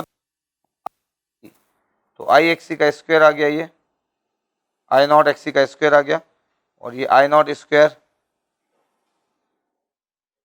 इंटू आर ऑलरेडी था। तब अगर आपके पास अगर लिखने की बात, यही पे सॉल्व करते जा रहा हूँ, quality factor due to C solve नहीं हुआ ये अभी, ओमेगा नॉट सी ये आ गया इंटू आई नॉट स्क्वायर आ गया, एक्स सी का स्क्वायर मतलब 1 ओमेगा नॉट सी का स्क्वायर आ गया, divide by I not square into R आ गया, I not square cancel out हो गया, 1 ओमेगा नॉट सी का स्क्वायर आपके पास ये आ गया, तो 1/r omega naught C answer, 1/r omega naught C answer आपके पास सी के लिए क्वालिटी फैक्टर का रिजल्ट सॉल्व करना पड़ा। तो किसी को बस यही चाहिए रहता है, ये तो आपके पास लिए बता दिया कि चलो क्या 5 मिनट की तो बात है, सब बता दिया, ये आपके पास रिजल्ट 1/r ओमेगा नॉट सी। अब यहाँ देखना, यहाँ अगर मैं बोलूं कि एक्सेल का एक्सेल लिखो बन गया, सी के लिए बन गया, इसका मतलब एक्सेल बाई आर जो होता है वो एल के लिए होता है और एक्सी बाई आर किस लिए होता है, सी के लिए। एक्सेल बाई आर की जगह एक्सी बाई आर, ये सब कुछ सेम, सी और एल एक समान होंगे तो समझ नहीं आएगा। ये क्या हो गया वीसी बाई वी आर, और ये वीसी बाई वी, यहां से यहां तक सेम। चेंज क्या है, चेंज पहला रिजल्ट है, क्यों, क्योंकि एक्सी ओमेगा सी नहीं होता, एक्सी क्या होता है 1/ओमेगा सी, इसलिए 1/ओमेगा नॉट आर सी हो गया। इसलिए ये सेम देखने में लगता है, ये सेम देखने में लगता है, सेम देखने में लगता है, पहला छोड़ के बस X L by R equal to X C by R, VC by VR चाहे VL बाई VR, इधर के सब रिजल्ट देखने में सेम लगते हैं, लेकिन जब एक्सेल की वैल्यू पुट किया जाएगा तो अलग दिखेगा। तो आपके पास पहले कितना था, omega naught L by R था, अभी कितना है 1 अपॉन ओमेगा नॉट RC। चलो यहाँ की बात करते हैं, यहाँ पे कितना रिजल्ट आया 1 अपॉन ओमेगा नॉट RC, ये C के लिए। चलो ओमेगा नॉट की वैल्यू पुट करते हैं, 1 अपॉन RC है, ओमेगा नॉट की वैल्यू कितना होता है 1 अपॉन अंडर रूट LC। जब इसको सॉल्व किया गया तो देखा गया तो 1 by R under root L by C आ गया, ये नंबर भी सेम आ रहा है। इसका मतलब ये हुआ कि क्वालिटी वेक्टर, अगर मैं बोलूं कि L की जो रिजल्ट है क्वालिटी वेक्टर जो C का रिजल्ट है सीरीज RLC रेजोनेंट सर्किट में एलिमेंट वाइज होता है, चाहे फिर आप L के कारण निकाल रहे हो चाहे C के कारण निकाल रहे हो, ये आंसर। जब मैं रेजोनेंस की बात करता हूं तो एक सीरीज RLC रेजोनेंट सर्किट का क्वालिटी वेक्टर आंसर होता है 1 by R under root L by C। ये आ गया, तो ये आपको क्लियर रहना चाहिए। तो दोनों को कंपेरिजन करके भी देखना है आपको कि क्या क्या हो रहा है करके। कई बार आप बोल देते कि एक कॉइल का क्वालिटी फैक्टर कितना होता है, ऐसे कॉइल का क्वालिटी, हम तो RLC रेजोनेंस सर्किट बन रहे, बट अगर मैं बोलूं कि RL आपके पास एक कॉइल है, इसका क्वालिटी फैक्टर कितना होगा कॉइल का, तो कॉइल का quality factor omega L by R होता है। ओमेगा मतलब ये ऑपरेटिंग फ्रीक्वेंसी है, ओमेगा नॉट नहीं हो सकता है, रेजोनेंस नहीं हो सकता है, कॉइल में रेजोनेंस थोड़ी होगा भाई, एक रेजोनेंस के लिए L और C दोनों चाहिए। तो कॉइल का quality factor omega L by R और यहाँ का भी क्वालिटी फैक्टर लिखता है ओमेगा L बाई R। कई लोग को लगता है कि दोनों सेम है, नहीं भाई, वो ओमेगा नॉट है, रेजोनेंट फ्रीक्वेंसी है, जिसकी value 1 upon under root LC put किया जा सकता है, यहाँ कुछ पुट नहीं किया जा सकता, ऑपरेटिंग फ्रीक्वेंसी। हाँ, देखने में जरूर सेम है कि ओमेगा L बाई R, वहां पे भी L का दिखा, यहाँ पे भी दिखा, यहाँ ओमेगा कैसे कुछ पुट कर लोगे, ऑपरेटिंग फ्रीक्वेंसी है जिसपे ऑपरेट कर रहा है। तो बहुत बार आप अगर इलेक्ट्रिकल इंस्ट्रूमेंट हो, मेजरमेंट वगैरह पढ़ते हो आपके पास, तो आप एक practical inductor that mean the coil का क्वालिटी फैक्टर वैसे भी पढ़ते हो आपके पास, एक लॉसी कैपेसिटर में पढ़ते हो आपके पास quality factor 1 upon R omega C। तो जो रिजल्ट है ना 1 अपॉन R ओमेगा C, आपके पास एक लॉसी कैपेसिटर का भी क्वालिटी फैक्टर होता है, जितने इलेक्ट्रिकल वाले होंगे जानते होंगे, पढ़ते हो ना आप लोग।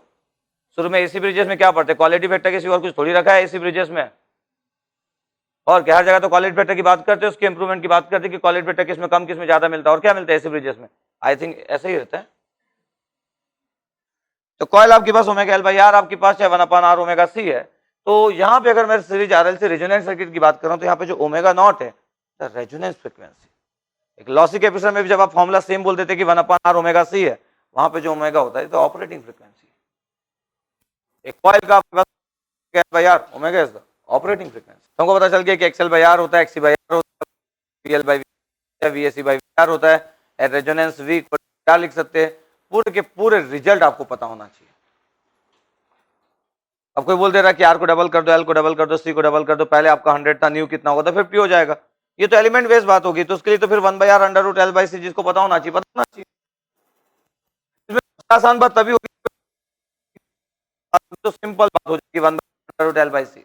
तो कभी कभी आता गेट 2005 इलेक्ट्रॉनिक्स का क्वेश्चन था कि एक सीरीज RLC आपके पास सर्किट है, उसका क्वालिटी फैक्टर 100 है, L और C सभी को अगर डबल कर दिया जाए तो न्यू क्वालिटी फैक्टर कितना होगा, तो 1 by R under root L by C में L को डबल कर दो, C को डबल कर दो, cancel out, under root L by C है, ऊपर भी L नीचे भी C, दोनों double, cancel out, C 1 by R बचा, और R को डबल करोगे तो क्वालिटी फैक्टर हाफ हो जाएगा, तो आंसर उसका 50 था, वेरी सिंपल।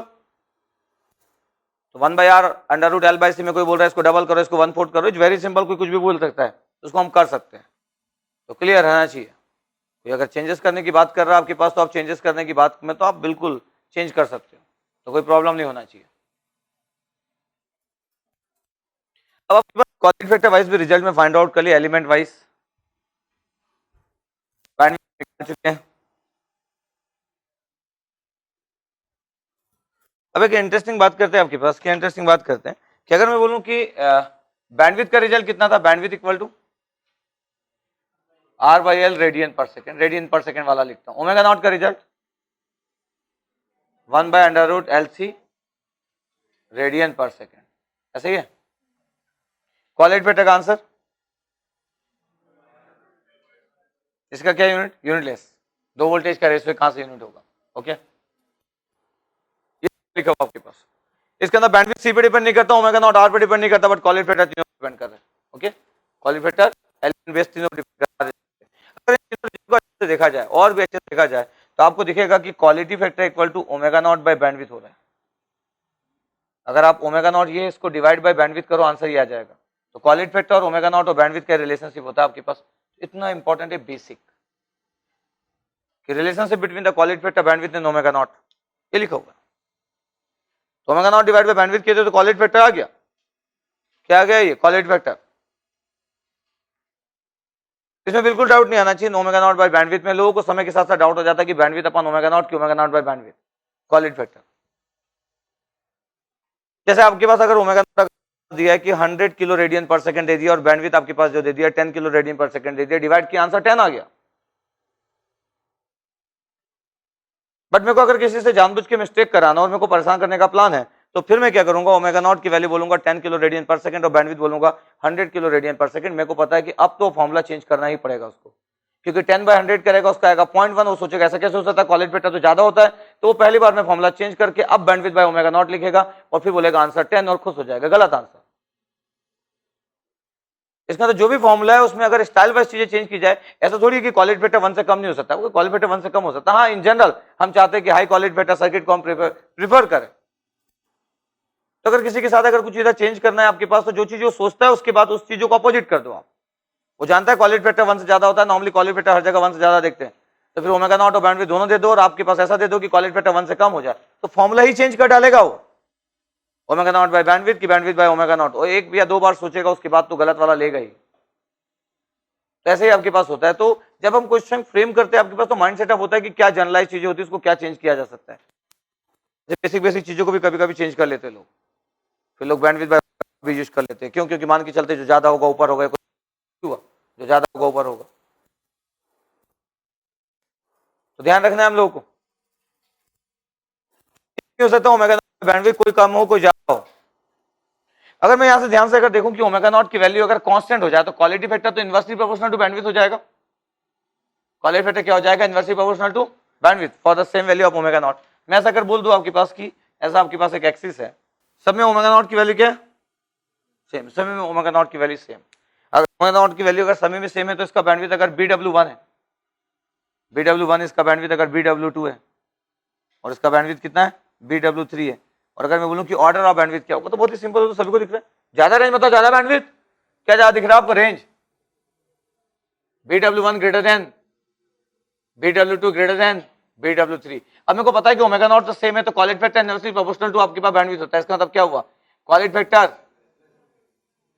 सबसे ज्यादा क्वालिटी फैक्टर किसका होगा? थर्ड वाले का होगा, जिसका शार्पनेस ज्यादा होगा आपके पास।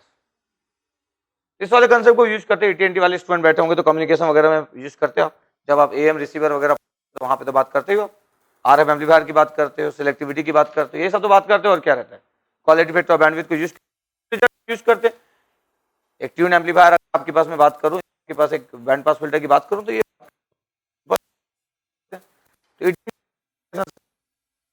करते हैं सबको। तो मैं बोला कि quality factor inversely proportional to bandwidth है। जितने ज्यादा बैंडविड्थ कम होगा उसका उतना ज्यादा क्वालिटी फैक्टर आपके पास हाई होगा। कई बार हमको चाहिए कि आपके पास बैंडविड्थ बहुत प्रॉपर हो। ज्यादा बैंडविड्थ होना हमेशा एडवांटेज नहीं होता। हम डिपेंड करता है कि हम किस समय क्या बात कर रहे हैं। अगर हमसे कोई बोले कि बैंडविड्थ ज्यादा चाहिए रहता है कि बैंडविड्थ कम चाहिए रहता है, हमारी हमेशा एप्लीकेशन और रिक्वायरमेंट पे डिपेंड रहता है कि बैंडविड्थ ज्यादा चाहिए कि कम चाहिए। हमको पर्टिकुलर बैंड की फ्रीक्वेंसी चाहिए तो फिर उतना ही चाहिए, हमको ज्यादा रेंज का फ्रीक्वेंसी नहीं चाहिए। फिर उसके बाद अगर ज्यादा रेंज का फ्रीक्वेंसी लेंगे तो फिर आपके पास नॉइस इंटरफेरेंस होगा, हाई फ्रीक्वेंसी कंपोनेंट कभी आ गए, कभी लो फ्रीक्वेंसी कंपोनेंट आ गए। तो हमको देखना होता है कि हमारा एप्लीकेशन वाइज क्या है, उस पर डिपेंड करता है कि बैंडविड्थ ज्यादा चाहिए कि कम चाहिए। पता चला कि बहुत ज्यादा फ्रीक्वेंसी रेंज है तो इमेज फ्रीक्वेंसी भी आ गया। इमेज फ्रीक्वेंसी सुने हो कि नहीं कभी? एक सुपर हेटेरोडाइनमिक रिसीवर, AM रिसीवर का सबसे इंपॉर्टेंट कंसेप्ट तो सिर्फ इमेज फ्रीक्वेंसी ही होता है ना। एक इलेक्ट्रॉनिक्स इंस्ट्रूमेंट इमेज फ्रीक्वेंसी को यूज करता ही है, उनके लिए वैसे भी इंपॉर्टेंट होता है।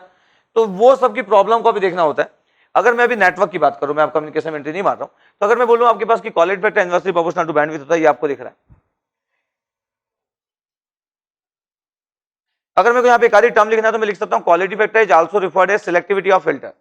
लिख दिया मैं एक statement, quality factor is also referred as selectivity of filter. Quality factor is also referred as selectivity of filter. एक आधी बार आपके पास ऐसा भी लिखा रहता है, नेटवर्क में देखा हूं एक आधी बार ESC में कि selectivity of filter that means the quality factor. तब वो क्लियर होना चाहिए। अगर आप क्वालिटी फैक्टर सर्च करने जाओगे आपके पास और विकिपीडिया में जाओगे तो आपको दिखेगा उस सिलेक्टिविटी ऑफ फिल्टर में पहुंच जाएगा। तो ठीक है, नो प्रॉब्लम। हमारे नेटवर्क के पॉइंट ऑफ व्यू में बात करें तो फिर हमारे नेटवर्क के पॉइंट ऑफ व्यू में फिर क्वालिटी फैक्टर का terms in terms of RLC terms में अगर बात करें तो वहां पे हम फिल्टर की सिलेक्टिविटी वगैरह के बारे में बात करना चालू कर देते हैं कि सिलेक्टिविटी अच्छी होना चाहिए, क्वालिटी फैक्टर ज्यादा होना चाहिए। तो ठीक है, आपके पास नेटवर्क वाइज इतना और ये थोड़ा सा बस में इधर आगे गया। तो quality factor is also referred as selectivity of filter, ऐसा लिख दिया हम लोग। तो हमको दिखा कि बैंडविड्थ आपके पास R बाई एल है, ओमेगा नॉट की वैल्यू, सब यूनिट बहुत इंपॉर्टेंट है, ये सब रेडियन पर सेकंड में ओमेगा नॉट और बैंडविड्थ भी, क्वालिटी फैक्टर का रिजल्ट तो लिख दिया हम लोग, ओमेगा नॉट बाई बैंडविड्थ। अभी अगर मैं बात करूं में तो अगर मैं बोलूं कि VL की वैल्यू क्या होगा, तो VL की वैल्यू तो QV हो गया, VL की वैल्यू कितना हो गया, QV हो गया। अगर मैं क्वालिटी फैक्टर VC की टर्म्स में बोलूं तो VC बाई V होगा, तो VR की जगह V हो गया, तो कैपिटल QV हो गया। अगर मैं बोलूं कि quality factor is greater than 1, normally quality factor की वैल्यू 1 से ज्यादा रखते हैं, कुछ जगह वेरी वेरी हाई भी लिखा रहता है, चलेगा, 1 से ग्रेटर है। इसका मतलब तो ये हो गया कि इंडक्टर का वोल्टेज तो अप्लाई वोल्टेज से ज्यादा हो गया, कैपेसिटर का वोल्टेज तो अप्लाई वोल्टेज से ज्यादा हो गया। इंपॉर्टेंट चीज है। और अच्छे से अगर लिखा जाए कि एक्चुअली इंडक्टर वोल्टेज का फेजर फॉर्म क्या होता है, इंडक्टर वोल्टेज का फेजर फॉर्म होता है J इंटू क्यू वी। इसको ऐसा भी लिख सकते हो QV एंगल ऑफ 90 डिग्री। अगर मैं से कोई बोले आपके पास कि ये VL का फेजर फॉर्म है, और अगर मैं बोलूं कि नहीं VL का मैग्नीट्यूड लिखना है, तो मैग्नीट्यूड लिखने में फिर तो कोई प्रॉब्लम नहीं, सिर्फ Q इंटू वी। अगर मैं VC की बात करूं कि VC का फेजर फॉर्म लिखना आपके पास कैपेसिटर वोल्टेज का एट द रेजोनेंस, तो ये हो जाएगा minus JQV, that mean QV angle of minus 90 degree. ये हो गया आपके पास VC फेजर फॉर्म में। अगर मैं बोलूं कि नहीं कैपेसिटर वोल्टेज मैग्नीट्यूड फॉर्म में लिखना है, तब कोई प्रॉब्लम नहीं, मैग्नीट्यूड फॉर्म में Q इंटू वी होता है। ये पूरा का पूरा इंपॉर्टेंट है। इसका मतलब ये हो गया कि अगर आप ध्यान से अगर देखें कि एक सीरीज RLC रेजोनेंट सर्किट में अप्लाई वोल्टेज से ज्यादा इंडक्टर और कैपेसिटर वोल्टेज मिल सकता है, हाँ बिल्कुल मिल सकता है, ऐसा बाकी जगह पे कभी नहीं हो सकता है। अगर मैं बोलूं कि if V equal to 100 volt, 100 volt angle of 0 आपके पास V है, R की वैल्यू हमारे पास है 1 ओम और L की वैल्यू है 100 micro henry, C equal to 1 microfarad, तो क्वालिटी फैक्टर आ गया 1 by 1, micro micro cancel out, under root 100 upon 1, under root 100 10 हो गया, क्वालिटी फैक्टर तो 10 आ गया। अब मैं बोल रहा हूँ कि इंडक्टर वोल्टेज क्या होगा, तो inductor voltage Q into V होगा, Q इंटू वी होगा फेजर फॉर्म में, V की वैल्यू 100 है, Q की वैल्यू 10 है, ये हो गया J 1000 वोल्ट आ गया। ये इंडक्टर वोल्टेज, कैपेसिटर वोल्टेज कितना आ गया, माइनस J 1000 वोल्ट। इसका मतलब देखो इंडक्टर वोल्टेज का मैग्नीट्यूड की अगर मैं बात करूं कि मैग्नीट्यूड कितना है, तो 1000 वोल्ट आ गया इंडक्टर वोल्टेज, और कैपेसिटर वोल्टेज का मैग्नीट्यूड कितना आ गया, वो भी 1000 वोल्ट आ गया, जबकि अप्लाई वोल्टेज कितना था 100 वोल्ट। ऐसा सिर्फ सीरीज RLC रेजोनेंस में हो सकता है, एक नॉर्मल नेटवर्क में जितना दे रहे हो उससे ज्यादा कैसे आ जाएगा। अरे डीसी नेटवर्क है, और डीसी नेटवर्क में मैं अगर 100 वोल्ट दे रहा हूं, तो थोड़ी किसी ब्रांच में 101 भी आ सकता है। अरे जितना वोल्टेज देंगे उससे ज्यादा कैसे किसी में आ जाएगा, एक ही अगर वोल्टेज सोर्स है। तो ऐसा एक सीरीज RLC रेजोनेंट सर्किट में पॉसिबल है कि आपका जो सोर्स सिग्नल है वो 100 वोल्ट का है और इंडक्टर वोल्टेज 1000 वोल्ट का आ गया, ऐसा बिल्कुल पॉसिबल है। और ऐसा पॉसिबल है इसलिए इस पे क्वेश्चन फ्रेम होता है इस कंसेप्ट पे बेस्ड, इंपॉर्टेंट चीज। तो क्या देखा आपके पास कि अगर हम ध्यान से देखें तो हमको दिखा कि इंडक्टर वोल्टेज की जो वैल्यू है वो इनपुट वोल्टेज से ज्यादा है, ये बिल्कुल नॉर्मल तो है नहीं, या कैपेसिटर वोल्टेज की वैल्यू, क्योंकि हम जितना वोल्टेज अप्लाई कर रहे हैं उससे ज्यादा वोल्टेज अपीयर्स हो रहा है किसी दूसरी जगह पे। अलग बात है अगर मैं दोनों को ऐड कर दूं, इंडक्टर वोल्टेज और कैपेसिटर वोल्टेज को, तो कैंसिल आउट हो जाएगा। एक अगर J 1000 है तो एक माइनस J 1000 है, तो ओवरऑल कैंसिल आउट हो जाएगा। बट अगर मैं इंडिविजुअल बात करूं तो इंडिविजुअल तो आपके पास अप्लाई वोल्टेज से भी ज्यादा है। ऐसा कहां पे होता है आपके पास, जैसे मैं एक एम्पलीफायर की बात करूं, एक कॉमन एमिटर कॉन्फ़िगरेशन है जिसका वोल्टेज गेन अगर -100 है, अलग बात है फेज शिफ्ट 180 डिग्री होता है कॉमन एमिटर में, और अगर मैं बोलूं कि 1 मिली वोल्ट का एक सिग्नल दे रहा हूं, तो ठीक है आउटपुट में -100 मिली वोल्ट मिल जाएगा, अगर गेन उसका 100 है 180 डिग्री का फेज शिफ्ट हो जाएगा क्योंकि कॉमन एमिटर है। बट गेन की बात करूं तो अगर वोल्टेज गेन 100 है तो आपके पास आउटपुट में 100 टाइम्स होकर मिलेगा, यही होता है और क्या होता है। ठीक है, तो आपको दिख रहा है कि जितना आप अप्लाई कर रहे हैं उससे भी ज्यादा आपका इंडक्टर और कैपेसिटर के अक्रॉस में मिल रहा है। जब मैं कंबाइन कर दे रहा हूं तब कैंसिल आउट हो जा रहा है, वो एक अलग बात है। तो अगर आपको टर्मिनोलॉजी देना है तो आप बिल्कुल स्पेशल की पॉइंट लिख सकते हो कि series RLC resonant circuit is referred as voltage amplifier circuit. इतना क्लियर। तो ये लास्ट आपके पास पॉइंट था आपके पास की क्वालिटी फैक्टर के टर्म्स में हम बात बहुत सारी चीजों को कवर किया जाए।